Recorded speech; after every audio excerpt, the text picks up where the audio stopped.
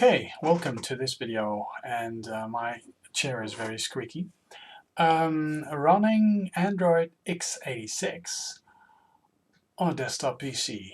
That's what this video is all about. Let's go check it out. Okay, I have installed Android on this desktop. I have plugged in a Logitech Rumble pad, a wired one, and I'm using this Logitech mouse and this wireless keyboard just to run the OS and see how it works. And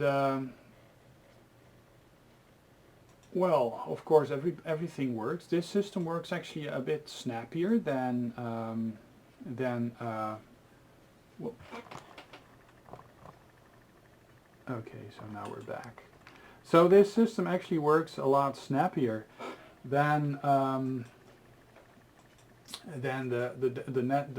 Netbook version, because this is actually a dual core system running at, let me see if I have benchmarks and stuff. Utility, Geekbench 2,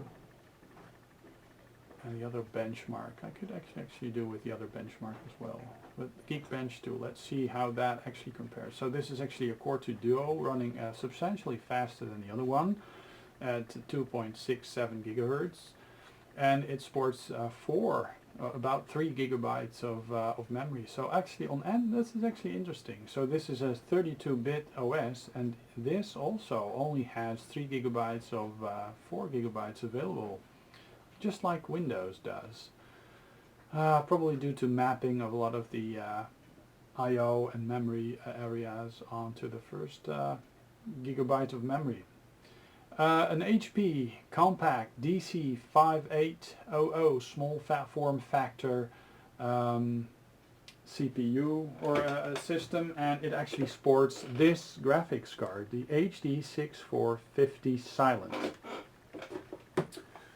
And let's see if we run the benchmarks, what the comparison with other systems actually is going to be like. And I can imagine a lot of people actually having laptops that are very similar to these specs, and if they have an Intel GPU, which most of the cheaper laptops actually have, or a Radeon GPU, then you'll be very happy to see this running on your system, I guess.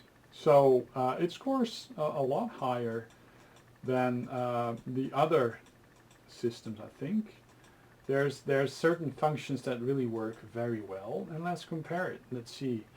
So this is my device, and it's actually a lot faster than, well, just about any other system that is in this little list. So this is the Samsung Nexus 10, the LG Nexus 4, Samsung Galaxy Note 2, the Samsung Galaxy S3, Xperia Tablet S, HTC One XL, LG Optimus X, 4XD HD, Nexus 7. So basically this outperforms a lot of the other Android systems, but then again it's a synthetic system that may not be as well suited for measuring performance. So we have the notifications, we have the way to support the way to to turn on Wi-Fi off. I'm actually using the built-in wired network cable, which works pretty well, but certain software really only wants to update over Wi-Fi. Android really doesn't have any settings or any sensing of using a wired internet, wired Ethernet cable or Wi-Fi. It just detects, hey, you're not on Wi-Fi, I'm not going to download that large game file. So that's a bit of a thing. You can actually plug in a USB Wi-Fi thingy, because I actually have, let me see, I think that is this one, or is it the other one? Oh yeah, I have this Wi-Fi dongle Not sure if you can see, but that's actually a 802.11n Wi-Fi dongle. If I plug this in, it does Wi-Fi, but it's a bit slow in this part of the house, so I prefer to use the Ethernet. I've installed a ton of software, as you can see, and well, their 3D games are actually supported a lot better, so I thought, you know, let's check out the performance on the desktop that actually supports 3D software as well. And let's go for emulation first. MAME for Droid, of course, runs pretty well. Let's go for what is it, a 16-bit emulation.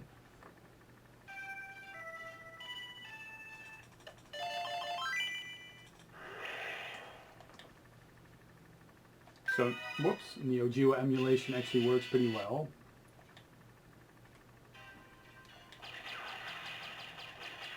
Of course, there's a way to get rid of the buttons on the screen, but yeah, as you can see, it really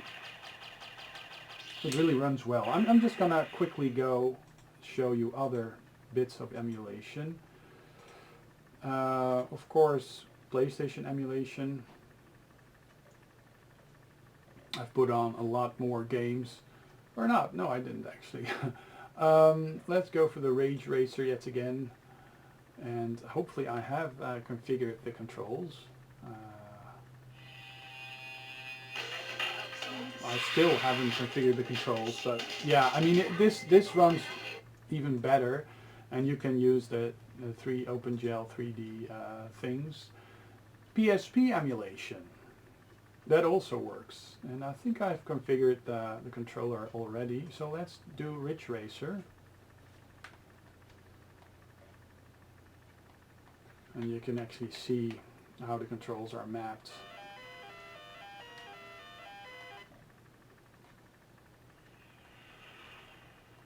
Ridge Racer. Here we go. Okay. Ridge Racer World Tour. I own this game for real on just about any system that is actually on there. So, and as you can see, 3D really works well. It does all the tricks that the PSP also does.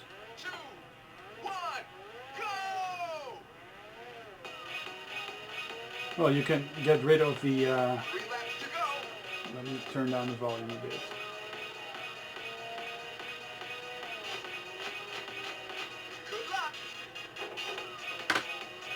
Well,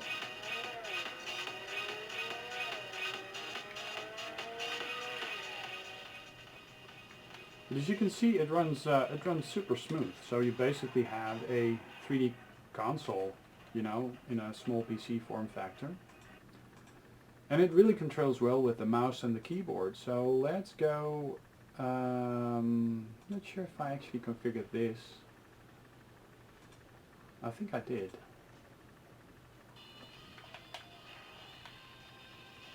So, Nintendo 64 emulation.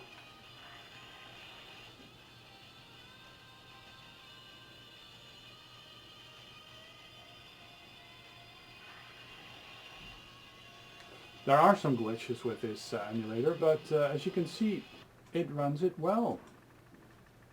What else? 2600, recent games, Sequest, continue. Well, as you can see, it runs that pretty flawlessly.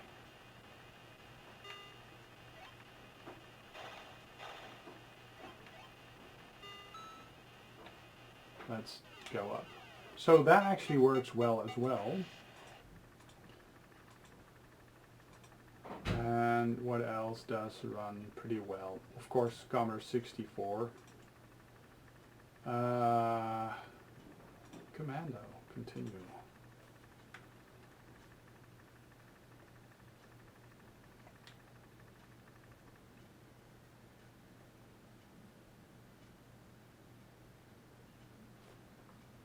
Oh wait, perhaps I'll do a demo that actually shows you the compatibility of that emulator. Let me see, what's it? Yeah, here. Recent games, boost design, cycle, restart.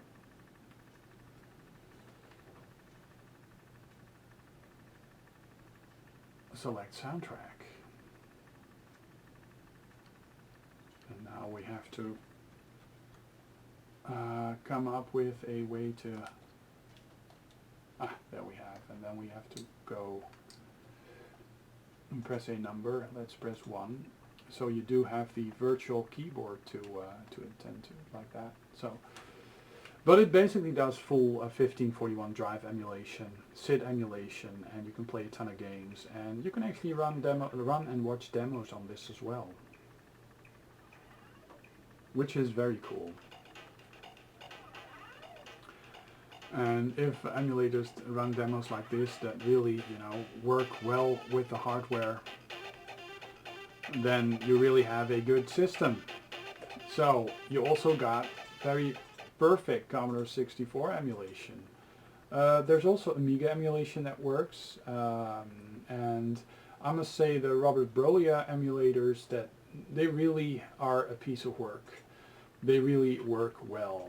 And so Robert Brolia, x+alpha.com, go check out his emulators in the Play Store. You do have to pay a couple of euros or a couple of dollars for them, but they really work very well. And this is actually an x86 optimized build. So sometimes people actually make platform-specific Android apps that are optimized for running on a specific Android version. Basically, all the apps run in virtual machines, so there shouldn't be any difference, but there actually is. And this system is fast enough to actually have the wallpapers, the animated wallpapers running. So let's go check out some games. Epic Citadel, for example. That actually shows you what is capable when you run Android on an Intel system. And this actually supports, a lot of the software actually supports this little controller. But like I said in the other videos, it also works with the specific Android controllers. With this system you do have to add a Bluetooth dongle, which I did, and it actually works. I have a small YouTube Bluetooth dongle, and when I hook it up and I attach a Bluetooth device, it just detects it and it works. So this shows you the touch interface, and now I will just use the two analog sticks to just walk around, and I'll show you a bit of this this amazing place. Not sure. I think we can go out through the gate, or is that closed? No, that's closed. Where to go next? But there's all sorts of animation. This actually has similar level of detail that you can actually see on the Tegra 3 processors. You have the smoke, you have the banners that are moving, you have the cloud layers, and you have the birds that are, you know, that are flying around. So yeah, this really works well. What else works well? Grand Theft Auto. I'm not going to show that, but that really works well as well. But those are the adventure games that actually work well. World of Anarchy, Eternal Warriors, Soulcraft, Tiny Legends, Minecraft works, Samurai Tiger, Enagor, and what else? The arcade games, Spagaluda, Dodonpachi, Neon Attack, Repulse, Pinball Arcade, Sector Strike, Hyperwave, Ikaruga, 8-Bit Ninja, Shogun, Attack Wave, Raiden Legacy. Oh yeah, and let me run Raiden Legacy, because then you get the fact that it's an Android application that actually forces itself into portrait mode, which is kind of a bummer, because you know, you really want to be able to play it vertically. So let's go for the original Raiden. Play. Arcade mode.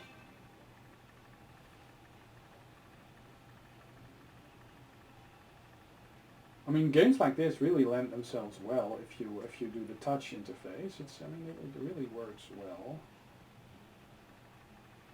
as you can see. Okay, let's turn that off. Okay, so what else? What else works? Platformers, of course. Sonic Episode 4. Let's see how that works. That's an Android app that actually supports this as well. But even with this type of graphics cards, there may be graphical errors. Oh, like this. So you see actually that the textures aren't correctly mapped.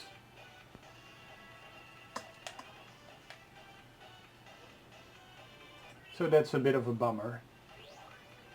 So you're not necessarily getting the best Android experience if you run an experimental type of software like this, but that's because, you know, people haven't taken these types of configurations into account. Oh look, the the little Sonic creature is not formed correctly. It's a really weird weird experience. So, but not all games have errors. A lot of them work very well. Like Sonic CD, that actually works great. It's a very nice version of Sonic, actually.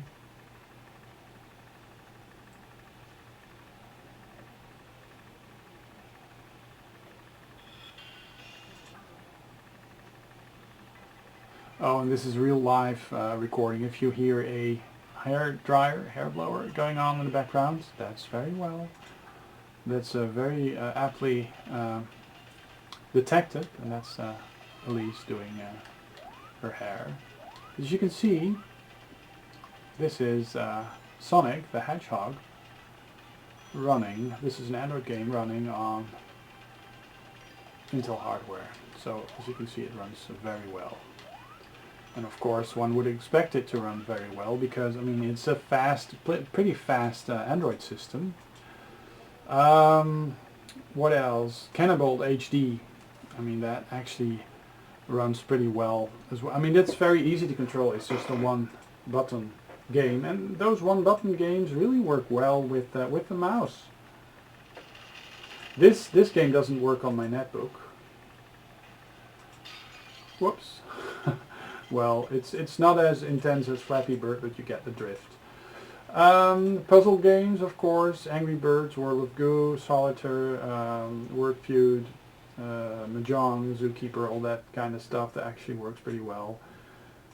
Racing games, we can try Riptide GP2. Not everything runs very well, but some games do. Press to start. And this actually does not recognize this controller, which is a shame. And not all the graphics are actually loading correctly. I would have expected this to run perfectly, but it doesn't. There's textures missing. So on my system it doesn't work. And on other people's systems with Intel it may work, or other Radeon devices it may work. So it's a bit of a hit and miss. The first Riptide. Tap to start. Also.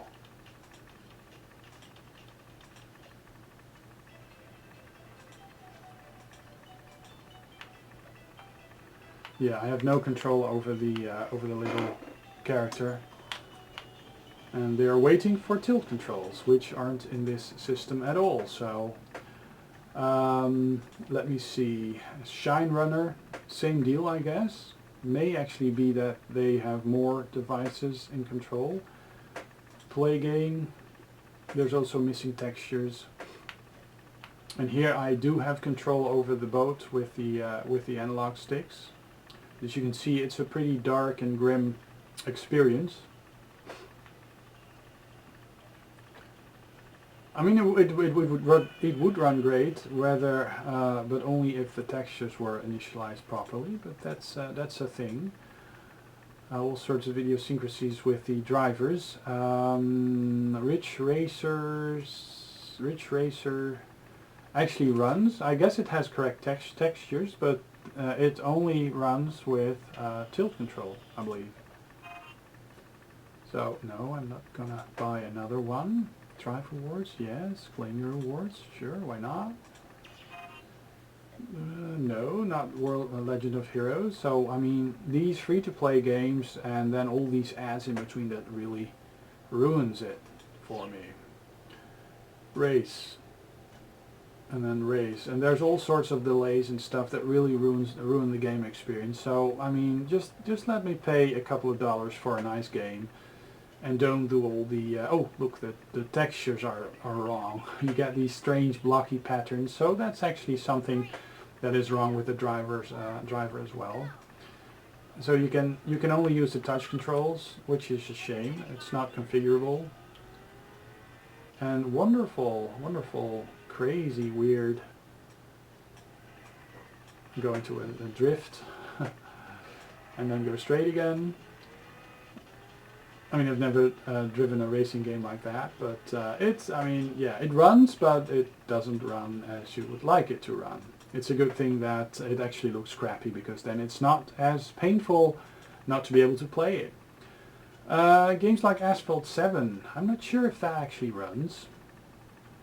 A lot of the Gameloft games actually do support controllers like this. It could be that this actually wants to download additional files, and then it detects that you don't have Wi-Fi, and it just doesn't want to download the thing that. Oh, it does seem to work. Tutorial? No, just go for the. You need the tutorial. Select car. Don't show this again. Yeah, continue. Let's go for the little one. Not having any money to spend. Nitro. No, let's get some nitro. Okay. And speed booster. Okay, race. Not sure if this actually can supports this. Sometimes there's hidden settings, and yeah, most often there are not.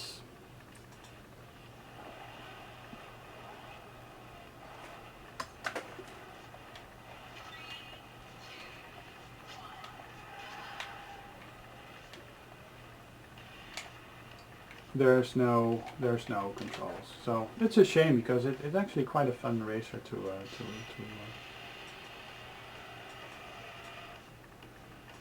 but then again, not being made to configure to these type of controls. They should, because then it'll make the games playable on a lot more platforms.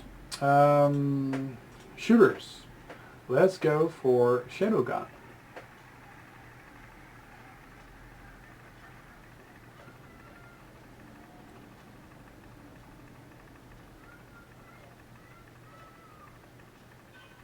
So let's play. I think I already configured the controllers to normal. Let's go for normal. So we're not going to do the entire intro.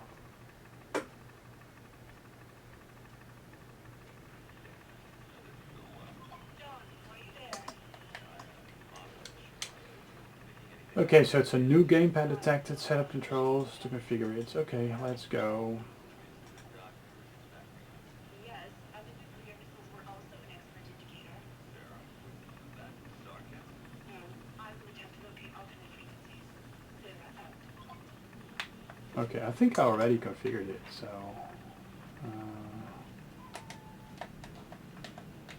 didn't I?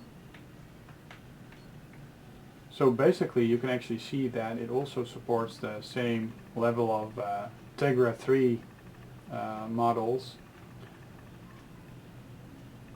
And if all is well, there, I shoot it. No, I haven't configured it correctly, but yeah, you can see that.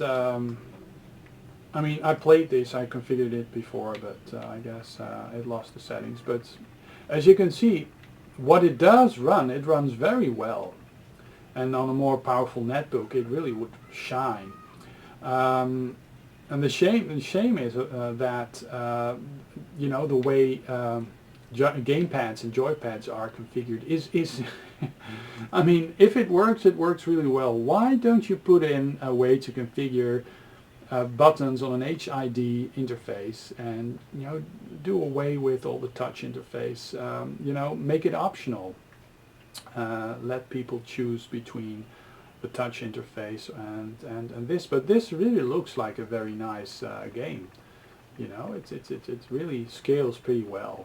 So so yeah, pretty stoked that that actually works. Well, twin stick shooters, expandable, pew pew, that actually works. What else? New Office and productivity. I've got some more Office, Polaris Office. I got some more Office tools on this, and basically this this makes yeah, this wants to do over Wi-Fi and stuff, but yeah, I mean, you got a lot of Office applications that turn your system into a productive system. YouTube. Let me just watch one of my own channels. Let me see what to watch. Don't I have my own channel? My own. Yes. Uploads, that's it. So, and as you can see, it just runs very well.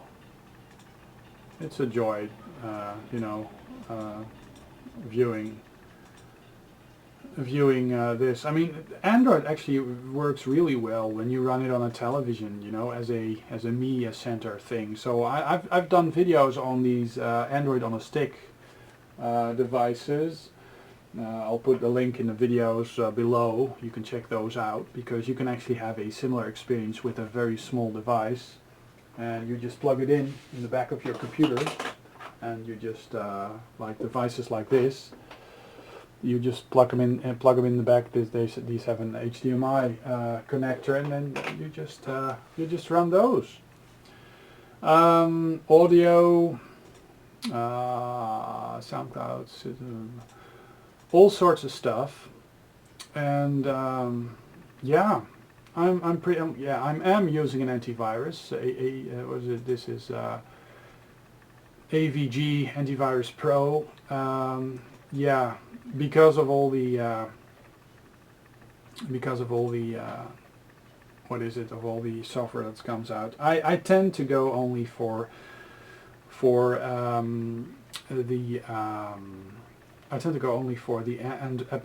Android store apps, and not so much the others. But yeah, you can have security on your system. Things like Netflix. Netflix didn't want to work on this system, because you can click on it and it'll show you the video, but when you get to play it, it doesn't. So there may be some sort of DRM driver issue thing going on. XBMC works like a charm. The other apps, they do work. Chromecast, I would love to see Chromecast work on this. It's a shame Netflix doesn't work, because this would have been, at least not on my system. Perhaps other people will be able to get it working, but yeah, that's it. And Android on a pretty beefy, well, it used to be a beefy desktop system way back, and let's turn it off.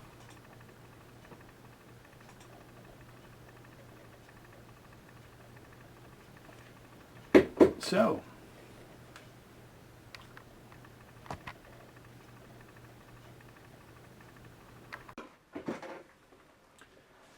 right, so Android on Intel systems, is it worth it? Well, I guess it is. I think it has a bit of a ways to go yet, but it really, oh, this chair is squeaking. I think because the hardware is far from uniform, and there's all sorts of ways to implement controllers, for example, it still has a long way to go. But I think we may see with this development, you know, that actually on a subset of Linux, Android runs on the PC, and it does a lot of. I mean, this system and the Akoya system that I showed you earlier, they run Android pretty well. This single core system really suffers because a lot of the apps are actually more or less configured for dual core CPUs. But actually, this system with Windows 7, it wouldn't work properly. It had a starter edition on it, and with Ubuntu. With the new Unity, I think, with the new Unity, the screen is, I mean, it's all very cluttered, and it doesn't work well with small screens, Ubuntu, which is a shame because it would be the excellent notebook, notebook OS, but because they use the screen and a lot of the dialogues even they fall off the screen. Okay, you can't press the OK button because it just falls off, which is a shame. So Android actually on this system really gives it a second lease of life. So yeah, I'm pretty stoked about that. As for the desktop, well, actually this system that I just showed you had Windows XP on it, which it was a system that we had in the attic. We have a Stairmaster training equipment, and we hooked that up over on the TV just to be able to watch some Netflix and other stuff while training. And well, of course, Windows XP has reached its the end of life, and you can't update it. You can't really be online in a very safe way. So. Well, I had to do another software install on it, and well, because I was fooling around with Android on the Akoya, well, I thought, you know, let's go check it out on the HP, and it really surprised me. And the fact that Netflix doesn't run on it actually makes me not decide to keep Android on that system. But if Netflix would run on it, well, you know, oh yeah. You know, someone's throwing around utensils in the background. That actually is something